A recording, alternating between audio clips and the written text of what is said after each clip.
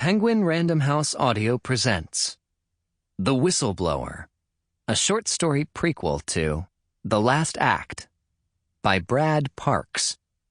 Read for you by Graham Halstead. One glance was all it took. Did Mitch Dupree know in that first skim of the contract he was gazing at something that would irrevocably change his fortunes? Send his life into a different orbit? Of course not.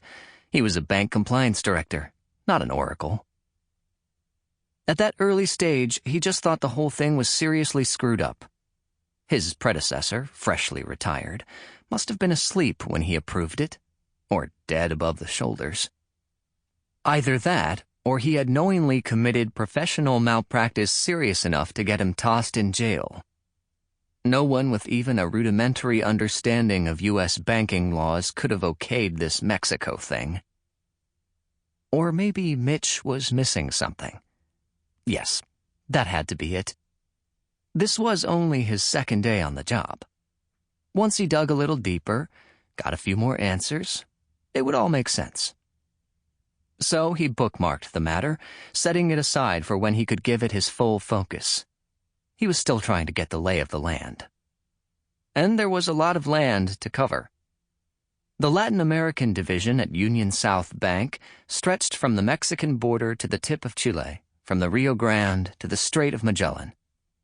There were scores of deals involving USB and its Central or South American partners spread across 19 countries, 5 time zones, and 2 continents.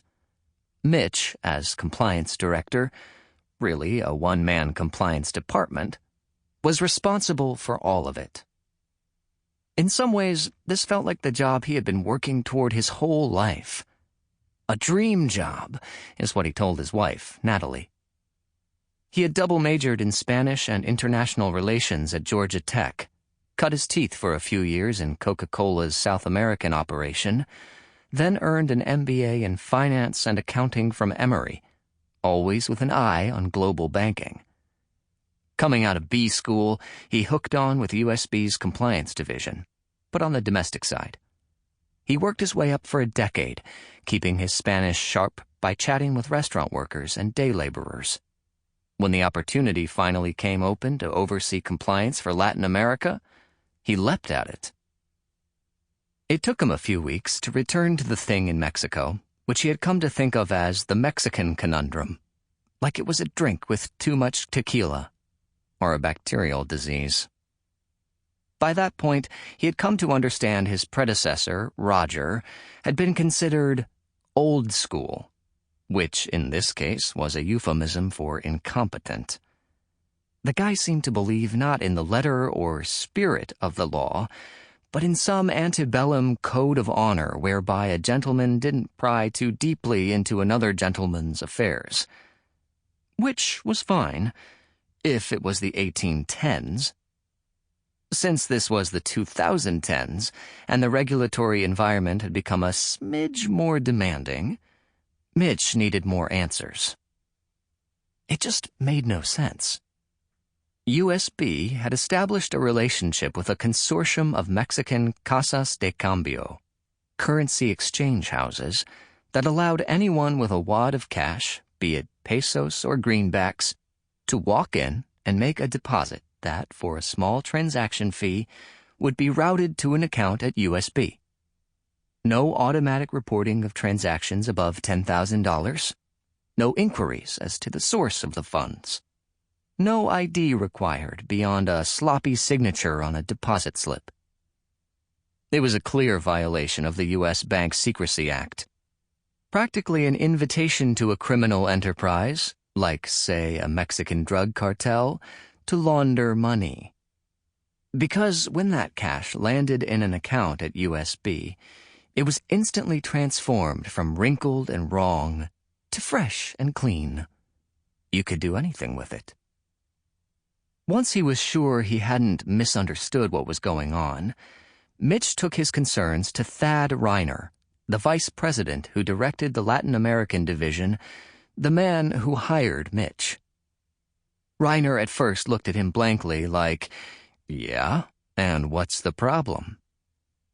In disbelief, Mitch explained their very basic obligations under the law, something it seemed incompetent Roger had never done. Banks were considered the first line of defense against illicit behavior. In most cases, they were trusted to be the only line of defense. The first rule of bank compliance was, therefore, to know your customer, a rule referenced often enough it had its own acronym, KYC. A compliance director could spend his entire life reading KYC regulations, going to KYC conferences, consulting KYC experts. This, Mitch opined, was the most epic KYC failure he had ever seen. That's when Reiner explained that Mitch had it all wrong. There was no money laundering going on here. This arrangement had been put into place primarily so laborers who came to the United States could send money to their families back in Mexico, or sometimes vice versa. These were mostly peasants. Many of them had been born into desperate poverty and lacked documentation. If USB cracked down too hard, it would be depriving Mexican women and children of the money they relied on to survive. It was no exaggeration to say they'd starve. Thad told Mitch to think of his kids, Claire and Charlie. Imagine if they hadn't been lucky enough to be born in such fortunate circumstances.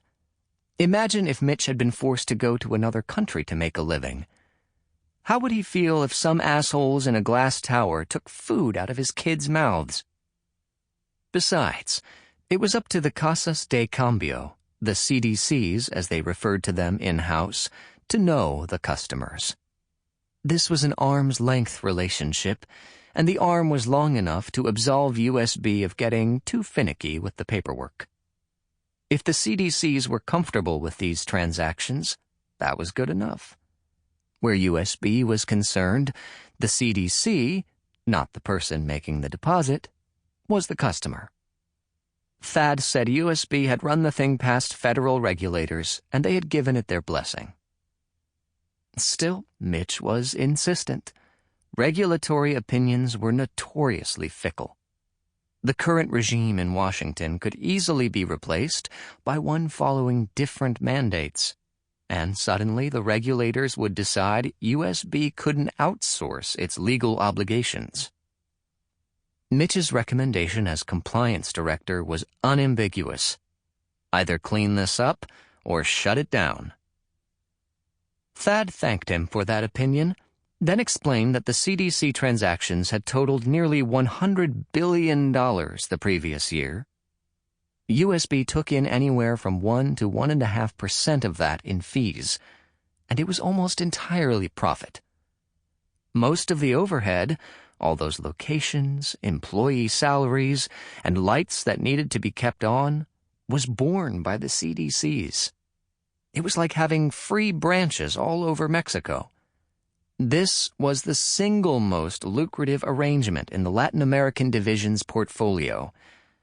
As compliance director, Mitch was expected to protect this golden goose, not slaughter it. Thad's last words before sending Mitch on his way were, "Seriously, Mitch, don't rock the boat on this one." And, okay, Mitch could go along to get along. But he wasn't going to let the issue drop entirely. Quietly, he was going to make sure his objections were noted in the record. It went to another acronym that was absolutely critical for a bank compliance director. CYA. Cover your ass. They were a family. Mitch must have heard that sentiment expressed a dozen times during his first few weeks in the Latin American division, expressed by everyone from Thad Reiner in his corner office to the other executives whose offices ringed the 27th floor of USB's downtown Atlanta headquarters, to the groundhogs who filled the vast cubicle prairies in the middle of the floor. The other divisions at USB, like the one Mitch came from, were Darwinist dens of survival, duplicity, and avarice. where the only way to get ahead. Sample complete. Ready to continue?